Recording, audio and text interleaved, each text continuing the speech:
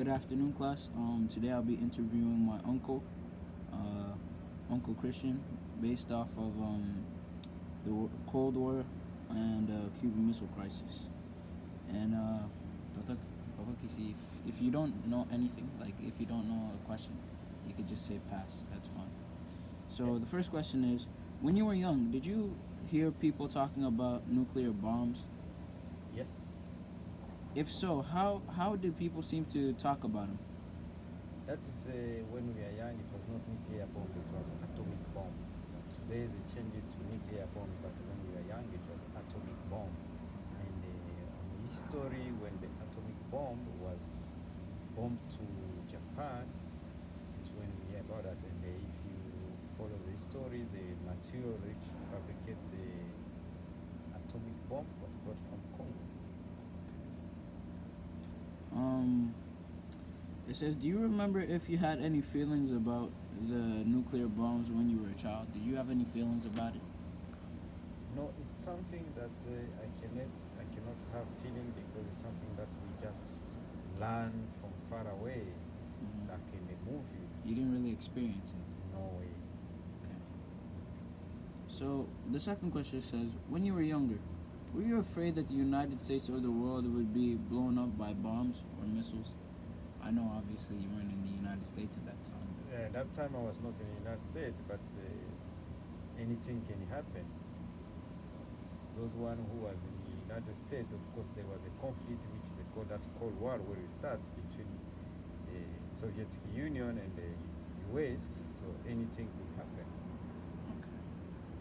So in regard to the Cold War, did you understand who the enemy was? Like, who do you think the enemy was?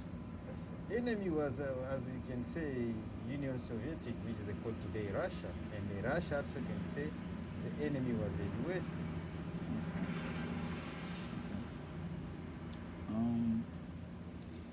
What do you think?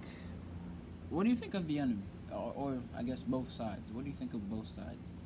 The enemy is someone who want to destroy you. For example, it's like what is happening today between China and the US. It's another Cold War today with China and the US. Okay. Okay. What do you think of the United States as a nuclear power? What do you think of it as a nuclear power? Of course, the United States, since long it was a nuclear power. There is almost two nuclear power in the world today. It's the United States and the Russia. Okay. Number 4, it says, when you were a child, did your school have air raid drills? Well, I guess basically what they're saying is, did they have drills like, when you, like, they were attacked by planes and stuff? Did you guys ever experience that? No. Okay. For us, we are from Africa. We never experienced that one. Yeah. So what did the students have to do during? Oh, so obviously you guys didn't have that. So that's besides the point. Question number 5 says, when you were younger, did you ever hear about or see a bomb shelter? Did you guys ever have a bomb shelter? No. Okay. Did you guys hear about it? No. It's my first time to hear about that. Maybe because it's in English, maybe in French, maybe I can understand what you mean. La place alors, donc quand ils étaient en train de jeter les bombes, tu passes Oh, donc tu parles là, on appelle ça les points de rassemblement, quoi. Donc s'il y a une emergency ou bien une alerte là où les gens, chez nous, ça n'existe même pas. La première fois que j'ai vu ça quand j'ai commencé à travailler aux Nations Unies. C'est à ce moment-là que j'ai vu ça.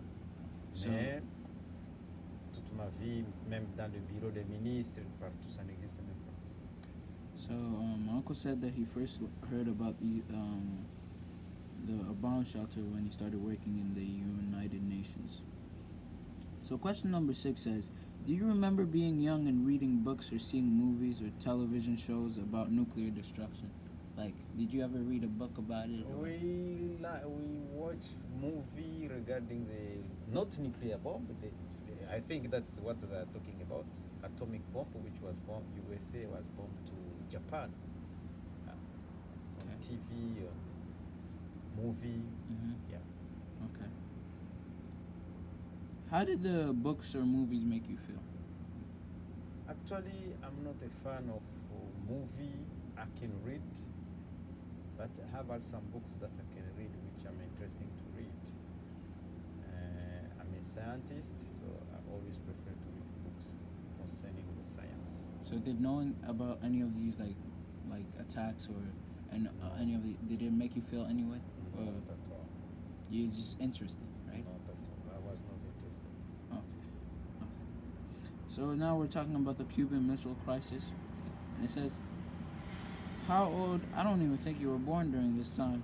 It says, how old were you during the Cuban Missile Crisis? This is around John F. Kennedy's time, 1961. I was not born that time, and I don't have idea about that. Okay. Did you see President Kennedy's speech on TV? I know you didn't.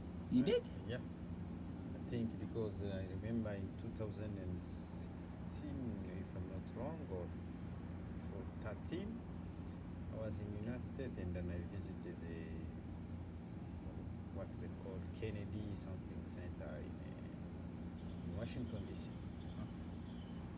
But And you didn't. all the time we can see on the TV some speech for Kennedy. So, but you didn't see it live, right? Obviously, yeah, okay. What are your memories of the next few days after Kennedy's speech? He wasn't alive. Okay.